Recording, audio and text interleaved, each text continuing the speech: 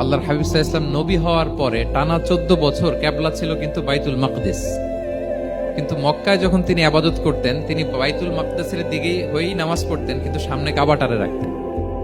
কথা বুঝতে পেরেছেন? মক্কায় যখন তিনি নামাজ পড়তেন 13 বছর, কিবলা যেহেতু বাইতুল মাকদিসের দিকেই হয়ে নামাজ পড়তেন, কিন্তু মাঝখানে রাখতেন কোনটারে?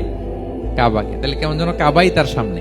আচ্ছা, তো মদিনায় যখন গেলেন, এখন তো আর সুযোগ নাই, কাবা একদিকে, বাইতুল মাকদিস আরেক দিকে, এখন কাবাকে আর সামনে রাখা যাচ্ছে না, মিস করতে লাগলেন কাবাকে।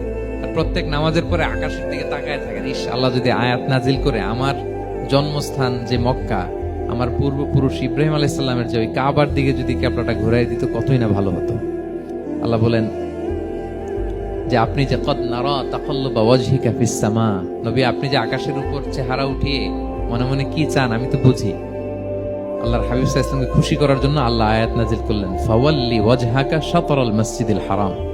নবী হ্যাঁ, আপনাকে খুশি করার জন্য নতুন বিধান নাজিল করলাম, এখন থেকে ফ্রম রাইট নাও আপনি যখনই নামাজ পড়বেন, এখন থেকে কাবামুখী হয়ে আপনি সালাত আদায় করবেন। তাহওয়িলুল কিবলা, কিবলা পরিবর্তন হয়ে গেল। সুবহানাল্লাহ।